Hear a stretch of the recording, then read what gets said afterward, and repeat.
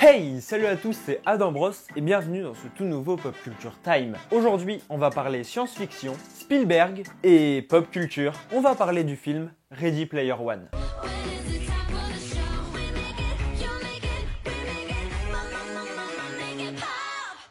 Ready Player One est un film sorti par Steven Spielberg il y a un peu plus d'une semaine au moment où je sors cette vidéo. Pour ceux qui ne le savaient pas, il est directement adapté du livre Player One sorti en 2011 et écrit par Ernest Cline. L'histoire est celle d'un jeune homme appelé Wade Watts en 2044 dans un monde dystopique où la société est renfermée dans un jeu appelé l'Oasis. Le créateur de l'Oasis est mort et laisse derrière lui, caché dans le jeu, son héritage. Le tout étant parsemé de références à la culture populaire des années 80 puisque dans le jeu, les joueurs peuvent personnaliser leurs avatars et donc ils font référence à ce qu'ils aiment.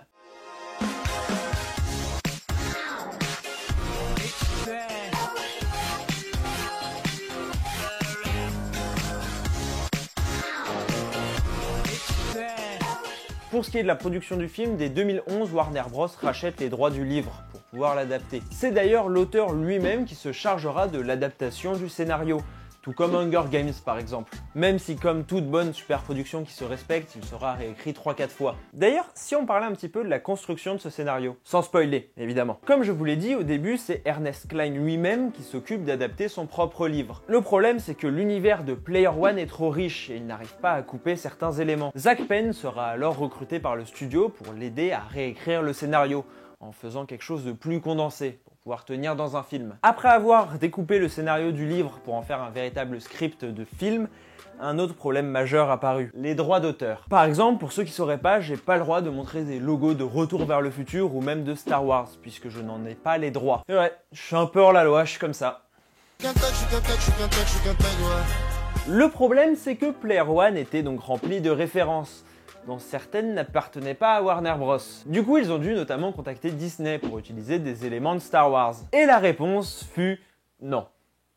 Non, globalement non. Mais ce n'est pas la seule référence qui changea par rapport au livre. En arrivant à la réalisation du film, donc après l'écriture du scénario, Spielberg enleva pas mal de références à ses propres films, pour éviter de faire ce qu'il appelait de l'ego trip. I knew if I directed Ready Player One, I did not want, to suddenly homage myself. And with my name as director, and then all my movies in a film that I'm directing, that would be what we call an ego trip. Bon, même s'il en reste quand même quelques-unes. La présentation du film est donc terminée, on va pouvoir passer à l'analyse.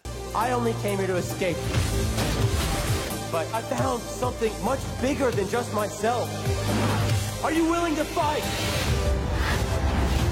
Help us save the Oasis. Pour moi, la multiplication des références qui sont directement intégrées dans le film servent surtout à faire ressentir un sentiment au spectateur, la nostalgie. C'est quelque chose qu'on retrouve de plus en plus dans notre société, notamment dans la culture actuelle. Et pourtant, c'est pas tout jeune. La plupart des spécialistes sur le sujet s'accordent à dire que la première référence au sentiment de nostalgie remonte à Ulysse, donc à la Grèce antique, puisqu'il était séparé de son île natale et il exprimait son manque de celle-ci. Donc c'était de la nostalgie. C'est donc un sentiment qui a traversé les époques. D'ailleurs, on le retrouve aujourd'hui en politique dans le fameux Make America Great Again par exemple. Bref, mais alors pourquoi je fais cette digression sur la nostalgie pour un film qui se passe dans le futur? Eh bien tout simplement car j'aimerais rejoindre les propos de David Perron, qui est un auteur qui a notamment écrit sur la culture geek. Selon lui, la nostalgie n'est pas un sentiment qui est forcément bon, puisqu'il est notamment associé à l'échec de l'utopie. L'utopie étant un idéal censé faire rêver le monde, et donc construire le futur. Or ici, Ready Player One est bien une dystopie, et non une utopie, donc c'est le contraire. Et son utilisation ultra poussée de la nostalgie montre bien l'échec de l'idéal,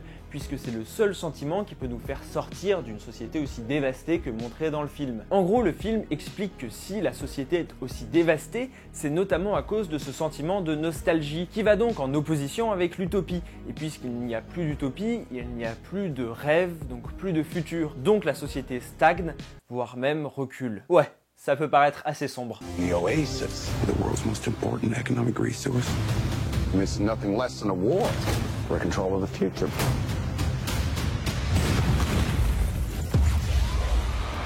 Je vois donc personnellement ce film comme un hommage, mais aussi comme un point de quasi non-retour. C'est d'ailleurs un film qui est pas mal méta, notamment sur le fait qu'on peut comparer le créateur et Steven Spielberg, mais pas que. Parce que selon moi, on a un réalisateur qui a créé en grande partie toutes les références du film et qui nous dit « Attention, ces références sont très cool, on peut vraiment s'amuser avec et ça offre une véritable liberté, mais il ne faut pas pour autant s'arrêter de vivre dans le présent, dans la réalité et surtout à penser le futur. » puisque sinon la société pourrait devenir comme ça. Donc oui, pour moi, Ready Player One est une réussite qui fait néanmoins état de l'échec possible de la culture populaire si elle n'arrive pas à dépasser le simple sentiment de nostalgie. Un peu comme le film qui est rempli de références au passé, mais qui s'appuie dessus pour créer un nouvel univers, une nouvelle histoire. Il ne s'agit selon moi pas uniquement de name dropping. Bref, j'ai trouvé ce film assez complexe et méta, même si en apparence il peut paraître plutôt simple. C'est juste une analyse vraiment personnelle, je l'ai perçu comme ça, mais je comprends tout à fait qu'on puisse avoir un avis complètement différent.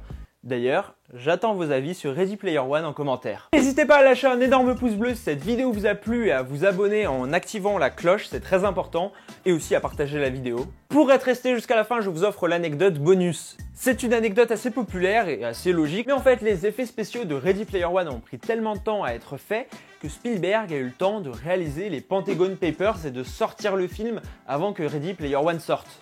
Ciao!